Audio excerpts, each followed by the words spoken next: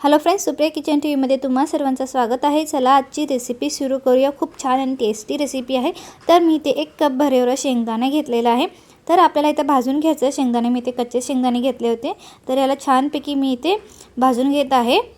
तर मी ते चुलीवर बनवत आहे। चुलीवर छानपैकी याला शेंगदाण्याला भाजून घेऊया। तुम्ही पाहू शकता थोडंसं भाजलेलं आहे। मी इथे परत एकदा याला छानपैकी मिक्स करून भाजून घेते। खूप सिंपल आणि टेस्टी रेसिपी आहे शेंगदाण्याची। तुम्ही कधीही बनवू शकता, जेवणासाठी, लंचसाठी किंवा डिनरसाठी वगैरे बनवू शकता। तर आपले शेंगदाणे भाजून रेडी झालेले आहेत। तर मी याला एक साइडमध्ये काढून घेते आणि थोडंसं याला थंड व्हायला ठेवते।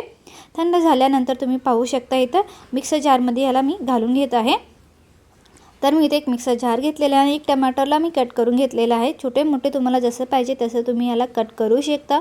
टोमॅटो घातल्यानंतर मी इथे जे शेंगदाणे घेतले होते ते घालून घेऊया आणि थोडंसं पाणी घालायचं, जास्त नाही घालायचं, थोडंसं घालायचं आहे। तुम्ही पाहू शकता इथं आणि ह्याला छानपैकी ह्याला पेस्ट तयार करून घेऊया ह्याचं। तर तुम्ही पाहू शकता पेस्ट रेडी झालेला आहे। आता ह्याला पेस्टला पण आपण साईडमध्ये ठेवूया आणि परत एकदा इथं एक भांडं ठेवूया चुलीवर। भांड्यामध्ये मी इथे तेल घातलेलं आहे 1 टेबलस्पून एवढं। त्यानंतर इथे जिरा आणि राई पण घालून घेऊया, थोडं भाजून घेऊया। राई आणि जिरा छानपैकी भाजून घेतल्यानंतर याच्यामध्ये आपण फ्रेश कढीपत्ता घालूया। त्यानंतर मी इथे लसूण घातलेला आहे। तुम्ही पेस्ट पण घालू शकता, मी याला कुटून घेतलेला आहे खलबत्त्यामध्ये। आता लसूण घातल्यानंतर मी इथे एक बारीक टमाटो कट करून घेतलेला आहे। छोटंसं टमाटो घेतलेला होता, बारीक कट करून घ्यायचं आहे, खूप मोठं नाही, बारीक कट करून घेतल्यानंतर टोमॅटोला पण छानपैकी आपण भाजून घेऊया। टोमॅटो थोडंसं सॉफ्ट झाल्यानंतर एक हाफ टीस्पून एवढा मी इथे गरम मसाला घातलेला आहे। त्यानंतर इथे मी मसाला मिरची पावडर घेतलेला आहे, घरात असते सगळ्यांच्या घरात। तर मी ते 2 छोटे चम्मच भर एवढं घातलेलं आहे। तिखट तुमच्या अनुसार तुम्ही कमी जास्त घालू शकता। आता तिखट घातल्यानंतर याला छानपैकी तिखटला पण तेलामध्ये फ्राय करून घ्यायचं आहे तुम्हाला इथं। तर भाजून घेतल्यानंतर तुम्ही बघू शकता शिजून घेतल्यानंतर आणि मी ते चिंचाचा रस घातलेला आहे। चिंच भिजून ठेवले होते पाण्यामध्ये आणि त्याचा रस घातलेला आहे। तुम्ही पाहिजे असेल तर इथे निंबूचा रस पण यूज करू शकता। चिंचाचा रस घातल्यामुळे छान टेस्टी लागतं।